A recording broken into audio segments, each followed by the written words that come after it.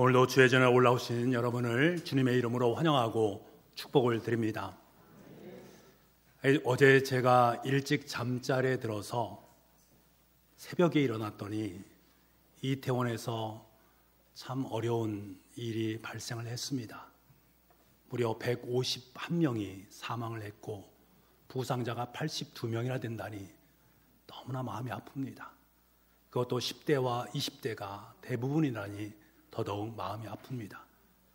참으로 국가에 많은 어려움들이 있습니다. 이것은 하나님께서 우리에게 이 나라의 민족을 가슴에 품고 눈물로 기도하기를 원하시는 하나님의 뜻이 있는 줄 압니다. 여러분, 이 나라의 민족을 위해서 더욱더 기도해 주시고 또 이 땅을 위해서 우리 백성을 위해서 애쓰고 섬기는 우리 대통령을 중심으로 한 의정자들이 정말로 하나님의 아름다운 바른 정치를 행할 수 있도록 끊임없이 여러분 함께 기도해 주시기를 간절히 소망합니다. 오늘은 종교개혁 주일입니다. 우리 교회는 대한예수교 장로회 통합교단에 속해 있습니다. 그래 우리 교회 자체가 개혁교회입니다. 종교 지도자들이, 종교개혁자들이 처음으로 내세웠던 모토가 무엇인가 하면 교회는 항상 개혁되어져야 한다라는 모토였습니다. 그렇습니다. 교회는 개혁되어져야만 합니다. 끊임없이 성장, 발전해야만 합니다. 교회 음역사에 보면 카스트라토라고 불리는 사람들이 있었습니다. 어린 자녀들의 음성을 들으면 굉장히 미성이지요. 듣기에 굉장히 청아하고 듣기 좋은 목소리를 갖고 있습니다. 그런데 이 목소리를 계속적으로 유지할 수 있는 능력은 우리에게 없습니다. 시간이 지나면 변성기를 겪게 되어지고 그러면 그 음성이 탁해지는 것은 너무나도 당연한 것입니다. 그런데 교회에서 이 노래하는 소년들의 이 아름다운 소리를 그대로 유지하고자 사춘기가 되기 전에 그들을 거세를 하게 됩니다. 그럼 어른이 되어서도 그 목소리가 미성으로 남겨지게 되는 것들이지요. 이들이 바로 카스트라토라고 불리는 사람들입니다. 이런 끔찍한 일이 어디에서 발생했는가? 교회에서 일어났다라는 거예요. 이것을 보면 참 마음이 무겁습니다. 이 거세된 어른이 아무리 미성을 가지고 아름다운 하나님을 영화롭게 하고 찬송을 드린다 한들 그 찬송을 하나님께서 정말 기뻐 받아주실 것인가? 저는 그렇지 않다라고 여깁니다. 이것은 인간의 욕망이고요, 인간의 귀를 즐겁게 만드는 자기 만족에 불과한 것입니다. 다시 말하면 범죄 행위에 해당되는 것입니다. 예전에 교회 교리적 문제로 어긋남이 있다라고 해서 수없이 많은 사람들을 화형을 시켰습니다. 마녀 사냥이란 미명하에 여성들을 굉장히 많이 불태워 죽였단 말입니다. 교회 교리에 어긋난다라는 그 이유로 말미암아 말입니다. 여러분, 교리에 어긋난다라고 해서 화형을 시키는 이 모습을 바라보면서 과연 하나님께서는 마음속에 그래 잘했다라고 흡족해 하실까? 아닙니다. 그것은 하나님의 마음이 아닙니다. 교회는 더 큰 예배당을 짓기 위해서 돈을 모아야 됩니다. 그래서 그들이 취한 것은 면죄부였습니다. 돈을 받고서 천국을 파는 것입니다. 이러한 파렴치한 일들을 범행으로 자행한 사람들이 바로 교회 속에 속한 사람들이었다. 과연 이 돈을 하나님께서는 그래 나를 위해서 멋진 교회를 짓는다니 만족스럽다라고 생각하실 것인가? 전혀 그렇지 않을 것입니다. 이 또한 인간의 탐욕의 결과에 불과합니다. 교회 역사를 보게 되면 우리 인류를 위해서 참으로 공헌한 일들이 너무나 많이 있습니다. 그럼에도 불구하고 때로는 연약할 때도 있었습니다. 그런데 이러한 교회의 역사를 바라보게 되면 그 교회의 역사 속에 바로 저와 여러분의 모습이 고스란히 담겨져 있다는 그 사실을 우리는 직시할 수 있어야 됩니다. 여러분, 예수 그리스도를 믿고 난 후에 여러분의 삶의 자리가 과연 어떻게 변화가 되었습니까? 내가 예수를 그토록 믿고 의지하면서 살아온 날들이 많은 날인데 그 날수의 만큼 여러분의 삶의 자리 속에 아름다운 신앙의 변화를 품고 있습니까? 매 순간 하나님의 뜻을 따라 살아가고 계십니까? 때론 하나님의 뜻보다는 내 자신의 욕망을 따라서 사단의 노예로 살 때는 없었습니까? 저와 여러분의 삶은 부족함이 많이 있습니다. 진지하게 우리의 삶을 들여다보면 들여다볼수록 때로는 주님으로부터 칭찬받을 때도 있었고 때로는 꾸지람을 받을 때도 참 많았다라는 것을 알 수가 있습니다. 우리의 인생 자체가 어찌 보면 갈지자의 신앙의 인생을 살아가고 있는 우리의 모습인 것 합니다. 여러분, 종교개혁이라는 것은 무엇이겠습니까? 인생의 갈지자, 그것을 새롭게 한 곳으로 모으는 삶입니다.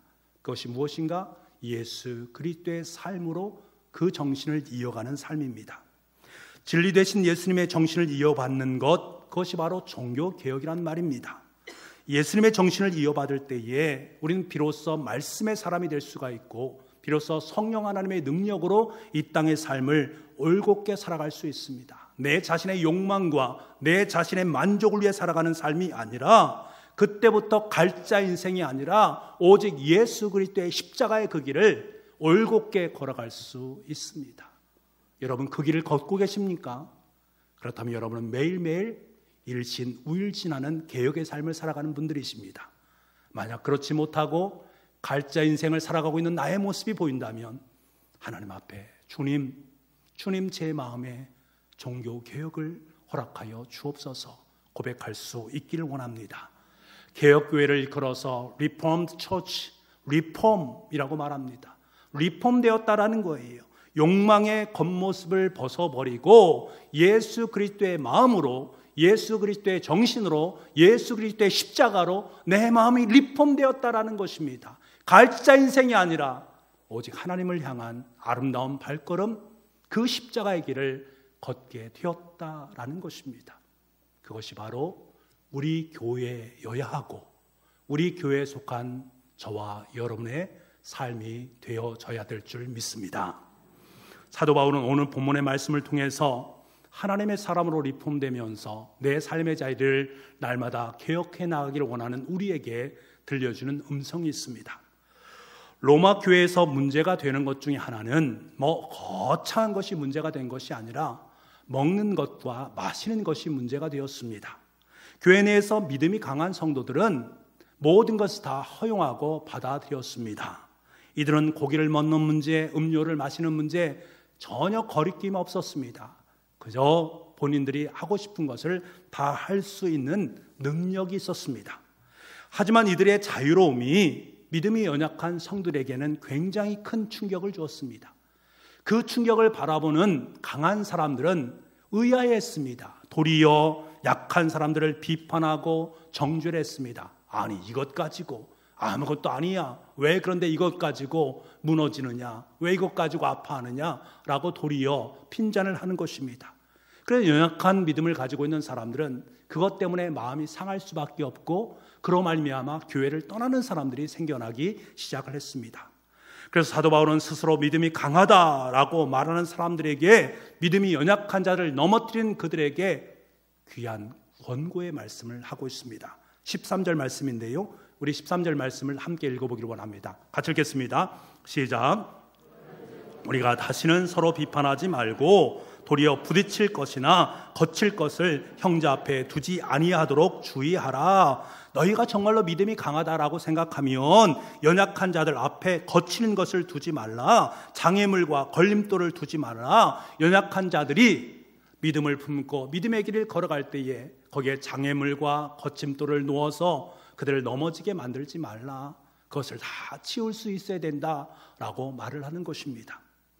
여러분, 우리가 신앙생활을 하다 보면 가끔 믿음이 좋은 분들로 말미암아서 상처를 받을 때가 있습니다.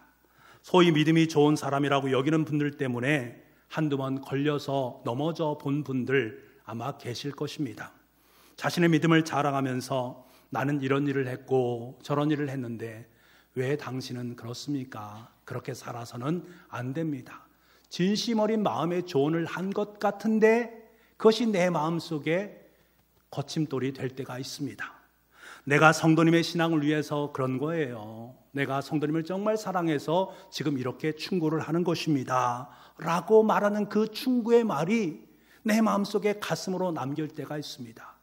이것이 한 번, 두 번 진행되어지다 보면 마음속에 상처기로 남겨지게 되고 그것이 내 마음을 너무나 아프게 함으로 말미암아 때로는 넘어질 때도 있었단 말입니다. 혹시 여러분 중에 그러한 경험을 해보신 분도 있을 것입니다. 그런데 이러한 것들을 다 들여다보면 대단한 것을 가지고 이야기한 것이 아니라 굉장히 사소한 문제를 가지고 내 삶 속에 어려움이 안겨졌다라는 것을 알게 됩니다. 로마 교회 갈등, 그 문제는 다른 것이 아닙니다. 먹는 문제에서부터 시작이 되었습니다. 로마 교회에서의 갈등은 고기를 먹으라고, 포도주를 먹으라고 해서 형제를 넘어지게 하는 사람들이 있었단 말입니다. 우리 21절을 새 번역으로 보게 되면 이렇게 번역이 되어 있습니다. 고기를 먹는다든가 술을 마신다든가 그 밖에 무엇이든지 형제나 자매를 걸려 넘어지게 하는 일은 하지 않는 것이 좋습니다. 이 말을 들으면 당시 로마 교회 안에서 어떤 일이 이루어졌는가를 우리는 어느 정도 인지할 수가 있습니다. 다니엘처럼 고기를 안 먹겠다라고 하는데 기어코 고기를 먹어야만이 직성을 풀게 하는 사람들이 있었다라는 거예요. 술을 마시지 않으려 하는데 사람들에게 술을 마시는 것이 뭐 문제냐, 마셔도 된다라고 하면서 그것을 마시게 하는 그 사람들이 있었다라는 것입니다. 자기의 성격에 만큼 직성이 풀릴 때까지 그것을 강요하는 사람들이 있었다라는 것들입니다. 이것은 자기에게 아무런 거리낌이 없을 수 있습니다만 연약한 믿음을 가지고 있는 사람들에게는 거리낌이 있게 되어지고 실족하고 낙마하게 되었다라는 것입니다. 그래서 사도 바울은 장애물과 걸림돌을 두지 않도록 주의하라라고 권고하고 있습니다. 여러분, 우리는 여기에서 자유의 문제에 대한 부분을 생각해 볼 필요가 있습니다. 사실 음식에 대해서 누가 옳은가 그런가라는 것을 말하는 것은 본질적인 문제가 아닙니다.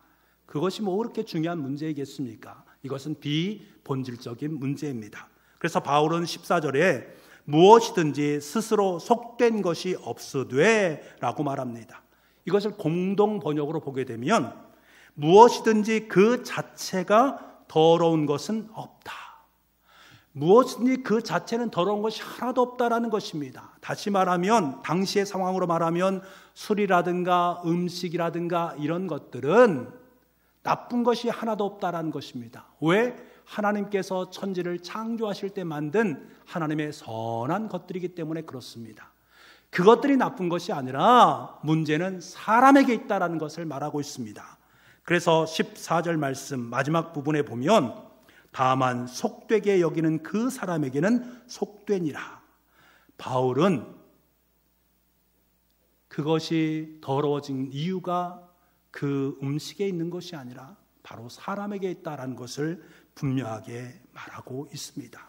그래서 예수님께서도 입으로 들어가는 것이 사람을 더럽게 만드는 것이 아니라 입에서 나오는 그것이 사람을 더럽게 만드는 것이다 라고 말씀을 하셨습니다. 만약에 믿음이 약한 사람이 술을 먹는 모습을 바라보면서 믿음이 강한 사람이 아니 예수 믿는 사람이 어찌 저렇게 술 먹을 수 있어? 그럴 수 없어. 그것은 아니야 라고 말하기 이전에 그 사람이 지금 얼마나 힘들면 저렇게 술을 마실까? 그 이유가 무엇일까? 라면서 내면의 상황을 염두에 둘 필요가 있다라는 것입니다. 만약 그 사람이 술을 먹는다라는 것을 온 교우들에게 다 떠벌리고 다니게 되어질 때 그 사람이 실족할 수가 있다. 매우 심각한 결과를 낳을 수 있다. 그래서 15절 후반절 말씀에 바울이 뭐라고 말합니까? 그리스도께서 배신하여 죽으신 형제를 내 음식으로 망하게 하지 말라. 내 음식, 그 음식을 가지고 그 사람을 망하게 하지 말라라고 말을 하고 있습니다. 얼마나 엄청난 말입니까? 음식을 보지 말고 사람을 보라는 것입니다. 그 사람이 지금 술과 담배를 한다고 해서 그것을 일어나는 것이 아니라 그 사람 자체를 바라보라는 것입니다. 왜 그런가? 그 사람을 위해서 예수 그리스도께서 십자가에 못 박혀 돌아가셨다라는 것입니다. 그 사람 때문에 예수님이 죽으셨는데 그 결과로 얻은 하나님의 백성이고 하나님의 사람인데 그만큼 소중하고 귀중한 사람이다라는 것입니다. 주님께서 그렇게 소중하고 귀하게 여기는 그 사람을 단지 술과 담배를 한다고 정죄함으로 말미암아 교회를 떠나거나 하나님을 떠나게 만드는 것은 잘못된 것이다 라고 사도 바울은 우리에게 말하고 있는 것입니다. 여러분, 술을 마신다고 해서 구원에 이르지 못합니까? 담배를 태운다고 해서 구원에 이르지 못합니까? 여러분, 이것은 구원과 관계가 없는 것입니다. 우리나라 초대교회 당시 성도들은 술과 담배를 많이 했습니다. 그런데 문제가 발생을 합니다. 선교사님들이 우리나라에 와서 깜짝 놀란 것이 이 술을 마시는데 너무나 잘 마시는 것입니다. 세수대야에다 막걸리를 담아서 그것을 벌컥벌컥 다 마셔대는 것입니다. 이 서양 사람들의 눈에는 이것이 엄청나게 기이하게 보이는 것들입니다. 그런데 사람들이 이 선교사님을 통해서 말씀을 듣고 변화를 받기 시작합니다. 얼마나 귀한 일입니까? 그런데 문제가 발생합니다. 그 문제가 무엇인가 하면 변화되긴 변화되었는데 이 술을 드시고 나면 원래의 모습으로 다시금 돌아오시더라는 거예요. 토요일에 저녁에 술을 마시고 나서는 그렇게 중요하고 귀하게 여기는 주일 성수를 하지 못하는 일이 비일비재하게 생기더라는 거예요. 그래서 선교사님들은 한국 교인들이 술 마시는 것은 아니다. 이것은 신앙 성장에 전혀 도움이 되지 않는다라고 결론을 내게 됩니다. 그래서 1901년 장로교회 공동회가 신앙생활 지침을 발표하게 되는데 이때 들어간 것이 금주와 금연이었습니다. 이렇게 하고도 금주 문제가 끊이지 않자 1914년에는 술, 담배 하는 사람은 절대로 장로님으로 세울 수 없다라는 원칙을 세우게 됩니다. 그래서 이 원칙이 지금도 여전히 전통을 우리 가운데 남겨지게 된 것입니다. 여러분, 우리 사회는 믿음을 가졌거나 믿음을 갖지 않았거나 이 술 문제, 이 담배 문제는 심각한 문제로 여기고 있습니다. 건강에 전혀 도움이 되지 않고 이로 말미암아 질병도 있고 폐해도 참 많이 있기 때문에 그렇습니다. 그럼에도 음주와 흡연을 고집하는 성도님들이 계신다면 그것은 바람직한 일이 아닙니다. 중요한 것은 내가 지금 그것을 행하고 있는 분이 계시다면 내 믿음은 연약한 믿음이다라고 인정할 수 있어야 됩니다. 그리고 우리 성도들은 그분을 바라볼 때마다 그분의 바라보는 시각 자체가 사랑의 기저 속에서 그분을 바라볼 수 있어야 됩니다. 이런 문제로 그 사람이 하나님을 떠난다거나 하나님을 뒤로 한다면 얼마나 어처구니 없는 일이 되겠는가. 그것은 바람직한 것이 아니다라는 것입니다. 그럼 어떤 분들이 이렇게 말할 수 있습니다. 야, 그러면 이제 술과 담배 마음 놓고 마셔도 되겠구나 라고 말하시는 분들이 분명히 계십니다. 과연 그런 것일까? 이 문제에 대해서 사도 바울은 결론적으로 이런 결론을 내리고 있습니다. 23절 말씀인데요, 이 말씀을 세번역으로 한번 읽어보겠습니다. 23절 세번역 같이 한번 읽어보겠습니다. 시작. 의심을 하면서 먹는 사람은 이미 단죄를 받은 것입니다. 그것은 믿음의 근거에서 한 것이 아니기 때문입니다. 믿음에 근거하지 않는 것은 다 죄입니다. 여러분, 자유가 있다고 해서 모든 것을 전부 다 할 수 있는가? 그럴 수 없습니다. 어느 것은 자유하고 어느 것은 버려야 하고 어느 것은 꼭 선택을 해야 됩니다. 그 결정권은 자기 자신에게 있습니다. 우리는 그리스도인입니다. 그리스도에게 속한 사람입니다.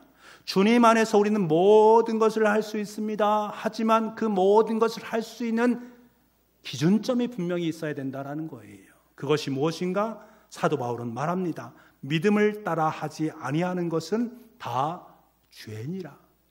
믿음을 따라 하지 않은 것은 죄다. 믿음이 기준점이 된다라는 것입니다. 믿음에 근거하지 않는 것, 그것은 다 죄다라고 말을 하고 있습니다. 예수님을 믿기 전과 믿은 후에 나의 삶은 분명한 변화가 있습니다. 그 변화 중에 하나가 무엇입니까? 관심사가 달라지는 것입니다. 예수 그리스도를 믿기 전에는 관심사는 세상의 것이었습니다. 그것을 위해서 살았던 존재가 우리의 모습 아니겠습니까? 그런데 예수 그리스도를 믿고 난 후에 세상의 관심보다는 하나님께 더 관심을 갖게 됩니다. 하나님 기뻐하시는 것이 무엇인가에 더 관심을 갖게 되어집니다. 그리고 또 하나는 지금까지 판단의 기준은 내 자신이었습니다. 내가 옳으면 그 일을 행했던 것입니다. 하지만 예수 그리스도를 믿고 난 후에 그 판단 기준은 바뀝니다. 그 기준이 무엇인가? 바로 믿음입니다. 무엇을 할 때마다 그것이 옳은가 그런가 하는 것을 믿음으로 바라보는 것입니다. 믿음으로 했느냐, 믿음으로 하지 않았느냐. 믿음으로 했다면 그것은 옳음이요, 믿음으로 하지 않았다라는 것은 그것은 바른 것이 아니다라는 것입니다. 그래서 어떤 행동을 할 때마다 우리는 자신에게 물어야 됩니다. 하나님, 지금까지 제가 한 이 일, 지금 제가 하려고 하는 이 일, 정말로 하나님께서 기뻐하시는 일을 제가 행하는 것입니까? 믿음을 쫓아 하는 일입니까?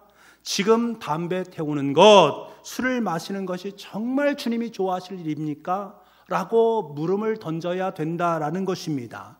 이 물음에 대해서 자신 있게 예스라고 대답할 수 있는 자신이 있으면 하라는 것입니다. 그것을 주님께서 기뻐하신다라는 것입니다. 반면에 예스라고 말하기에는 좀 그렇다, 고개가 갸우뚱거리신다면 믿음에 근거하지 않는 것이기 때문에 이것은 죄로구나 라면서 단호하게 예스가 아닌 노라고 대답할 수 있는 은혜가 있어야 된다는 것입니다. 여러분, 우리 그리스도인들은 예스할 때 예스할 수 있고 노할 때 노할 수 있어야 됩니다. 그 기준이 바로 믿음이라는 거예요. 여러분, 그리스도인은 항상 무엇을 먹을 것인가 말 것인가 하는 이 사소한 문제를 뛰어넘을 수 있어야 됩니다. 때로는 연약한 교우들을 배려하고 품을 수 있는 넓은 마음도 가져야 되고요, 때로는 비본질적인 문제를 가지고 행할 때에 눈 감아줄 수 있는 은혜도 있어야 됩니다. 때로는 모든 것을 할 수 있는 자유가 있지만 그럼에도 불구하고 내 옆에 있는 연약한 교우들 때문에 이 자유를 절제하고 제한할 수 있는 능력도 우리의 삶 속에 있어야 됩니다.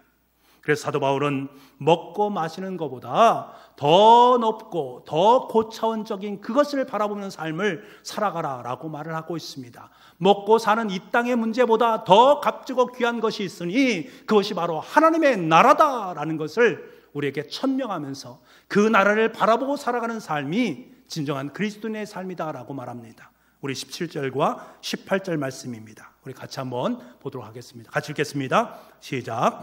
하나님의 나라는 먹는 것과 마시는 것이 아니요 오직 성령 안에 있는 의와 평강과 희락이라. 이로써 그리스도인을 섬기는 자는 하나님을 기쁘시게 하며 사람에게도 칭찬을 받느니라. 아멘. 여러분, 신앙은요 과거에 집착하는 것이 아닙니다. 사소한 문제에 집착해서 하나님의 일을 무너뜨리게 만드는 것이 아닙니다. 신앙은 꾀지지한 것들을 가지고 문제를 삼고 그것을 즐기는 인생이 아니란 말입니다. 신앙은 우리 앞에 펼쳐놓으신 저 높고 높은 하나님 나라를 소망하고 바라보는 것입니다. 그 하나님의 나라의 영광을 누리며 살아가는 삶입니다. 그리고 성령 안에서 의와 평강과 희락을 맛보며 살아가는 인생입니다. 하나님 나라를 뭐라고 표현하고 있습니까? 의와 화평과 의와 평강과 희락이다라고 말을 하고 있습니다. 의라는 것은 하나님과의 바른 관계를 말합니다. 하나님과의 바른 관계를 맺은 그 사람에게 무엇이 찾아옵니까? 마음속에 평강, 화평이 찾아오게 되어 있습니다. 화평을 찾아온 그 사람은 그 화평을 자신의 삶 속에 누리면서 또 옆에 있는 그 사람들에게 화평을 만들어냅니다. 피스메이커가 되는 것들입니다. 그리고 그 사람에게 하나님께 선물로 주어지는 것이 바로 희락, 기쁨입니다. 하나님과의 관계에서 평화가 찾아오게 되면 그 인생은 기쁨으로 가득 차게 되어 있습니다. 여러분, 하나님과 바른 관계를 맺으십시오. 평화가 찾아오게 되어 있습니다. 평화가 있는 그곳에 날마다 기쁨과 감격이 넘쳐나게 되어 있습니다. 그런데 중요한 것은 이것을 혼자만의 누림이 아니라 하나님은 늘 타자의 관계 속에서 의와 화평과 기쁨이 넘쳐날 수 있기를 원합니다.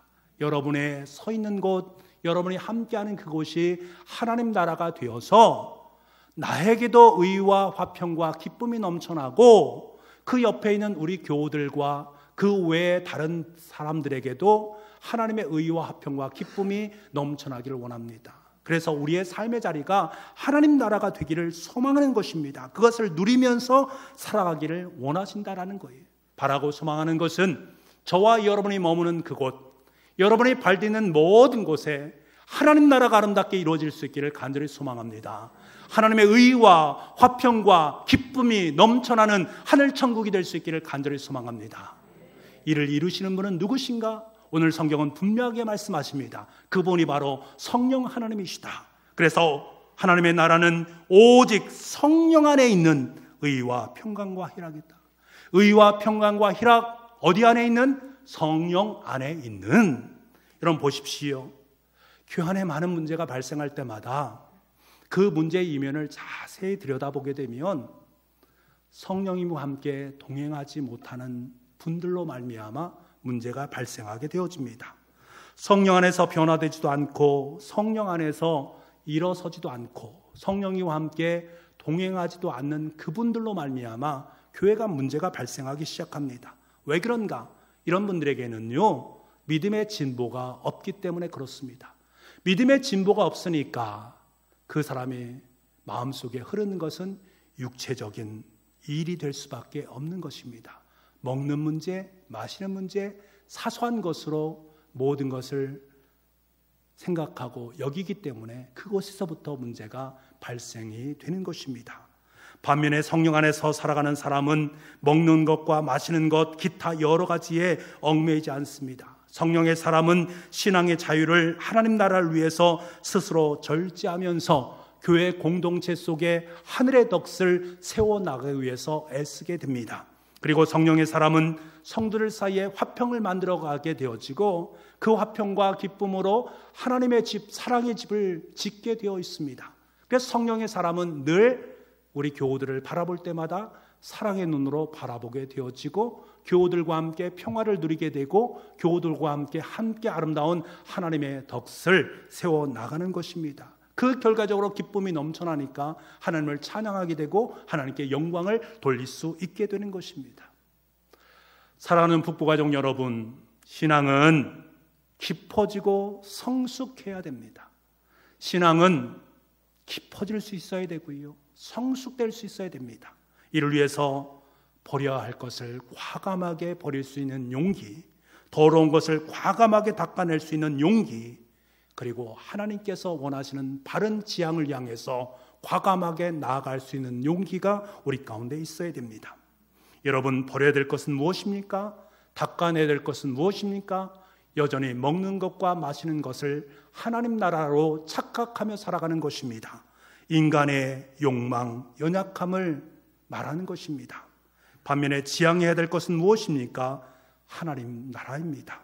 나의 삶의 자리가 의와 평강과 희락으로 드러날 뿐만 아니라 더불어 내가 살아가고 있는 교회 공동체 속에 화평과 의와 사랑이 넘쳐남으로 말미암아 화평을 세워가고 서로의 덕을 세우는 일이 더욱더 많아질 수 있어야 됩니다. 이것이 우리의 지향점이 되어져야 됩니다.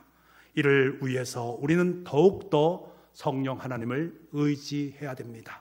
왜요? 오직 성령 안에서만 의와 화평과 평화가 임하기 때문에 그렇습니다. 바라기는 저와 여러분의 삶 가운데 이런 버림과 지향이 바르게 정립될 수 있기를 간절히 소망합니다. 이것을 매일매일 삶의 자리 속에 일신우일신 해내는 것, 그것이 바로 개혁의 삶이요, 오늘 종교개혁주일에 저와 여러분을 통해 들려주시는 주님의 음성인 줄 믿습니다. 하나님을 향해서 오늘도 십자가의 길을 넉넉히 걸어갈 수 있는 믿음의 장불로 아름답게 성숙해 갈 수 있는 저와 여러분 될 수 있기를 간절히 소망합니다. 기도하겠습니다. 하나님, 버리기를 원합니다. 육신적인 연약함, 욕망을 버리기를 원합니다. 지향하기를 원합니다. 하나님 나라를 지향하기를 원합니다. 내 삶의 자리 속에 의와 평강과 희락을 드러내 주시고 나와 더불어 살아가는 교회 공동체 속에 화평의 일과 서로 덕을 세우는 일이 많아질 수 있기를 간절히 소망합니다. 그래서 우리가 살아가는 삶의 자리가 바로 하나님 나라인 것을 함께 선포하고 기뻐할 수 있는 일신 우일신의 삶, 개혁의 인생 될 수 있도록 주님 역사하여 주옵소서. 모든 말씀을 예수님의 이름으로 기도하옵나이다. 아멘.